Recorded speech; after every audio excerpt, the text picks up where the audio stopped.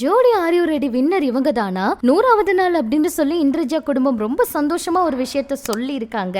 2வது திருமணம் எப்பன்னு சொல்லி இதே கேள்வியை எத்தனை நாள் தான் கேட்டுட்டே இருப்பீங்கன்னு கோவத்தோட ஒரு பதில் கொடுத்திருக்காங்க.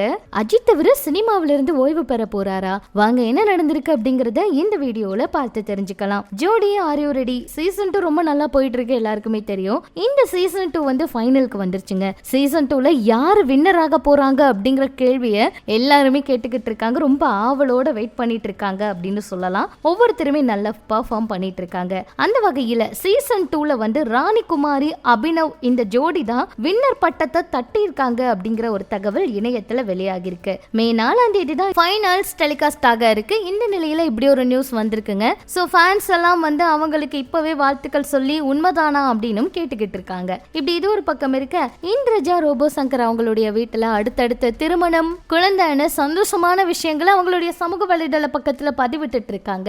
இந்த நிலையில எங்க குழந்தை பிறந்து 100வது நாள் அப்படின்னு சொல்லி சந்தோஷமா இந்த சந்தோஷத்தை அவங்களுடைய சமூக வலைதள பக்கத்துல பதிவிட்டிருக்காங்க.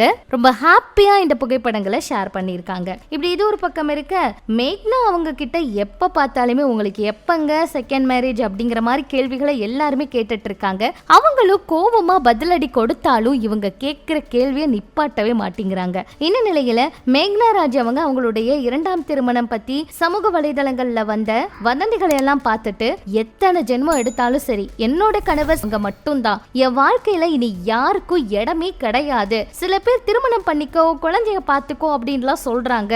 எதை கேட்கறது எனக்கே புரியல. அப்படிலாம் சொல்லக்கூடாது.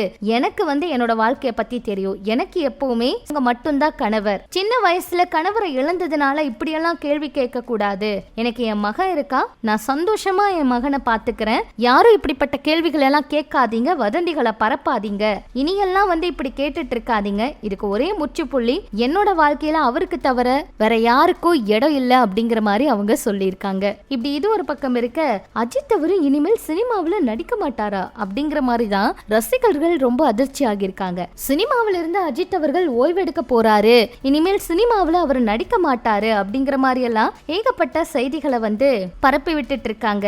பல வருடங்களா பேட்டி கொடுக்காத அஜித் அவரு இப்ப வந்து பேட்டி கொடுத்திருக்காரு. அதுல ஒரு பகுதியா திரைத்துறையில இருந்து ஓய்வு பெறுவது குறித்தும் பேசியிருக்காரு. அவர் பேசும்போது அதை பத்தி எனக்கு தெரியாது, இது நான் எப்ப வந்து ஓய்வு பெறணும் அப்படிங்கிற மாதிரி வந்து திட்டமிடுறது பத்தி அல்ல, நான் ஓய்வு பெற வேண்டிய கட்டாயத்துல இருக்கலாம், ஆனா நான் எதையுமே சாதாரணமா எடுத்துக்க விரும்பல அப்படிங்கிற மாதிரி அவர் சொல்லியிருக்காரு. அதே போல வாழ்க்கையில வந்து நிறைய விஷயங்கள் வந்து நொந்துக்கிறாங்க. என்னை பொறுத்த வரைக்கும் காலை நாம நல்லபடியா கண் விழிச்சாலே அதுவே மிகப்பெரிய ஆசீர்வாதம். நான் இத வந்து ஏதோ தத்துவவாதியா நினைச்சு சொல்லல. நான் அறுவை சிகிச்சைகள் மற்றும் காயங்களை கடந்து வந்திருக்கேன். எனக்கு புற்றுநோயிலிருந்து தப்பிய நண்பர்கள் மற்றும் குடும்பத்தினர்கள் இருக்காங்க. உயிரோடு வாழ்றது வழியா வாழ்க்கை எவ்வளவு மதிப்பு மிக்கது அப்படிங்கறத நாங்க புரிஞ்சுக்கிறோம். நான் என்னோட வாழ்க்கையோட ஒவ்வொரு நொடியும் பயன்படுத்த விரும்புறேன் அப்படின்னு பேசியிருக்காருங்க. இதெல்லாம் பற்றி உங்களோட கருத்துக்களை சொல்லுங்க. இது போல இன்னும் சினிமா தகவல்களை தெரிஞ்சுக்க நம்ம சேனல் கூட இணைஞ்சிருங்க.